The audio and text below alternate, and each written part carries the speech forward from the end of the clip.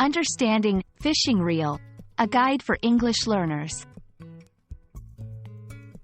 Hello everyone. Today, we're diving into the world of English phrases, specifically the term fishing reel.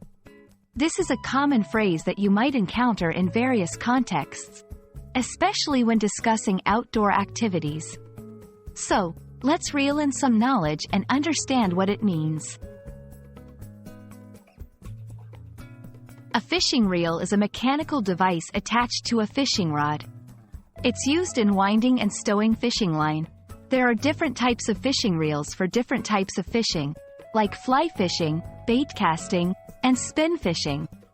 Understanding this tool is crucial for anyone interested in fishing or in conversations related to fishing. Fishing reels play a significant role in the fishing process. They help in casting the line, reeling in the fish, and retrieving the line. A good fishing reel can make a significant difference in the success of a fishing trip.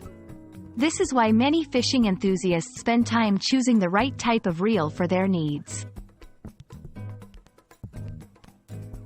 Apart from its literal meaning, fishing reel can also be used metaphorically.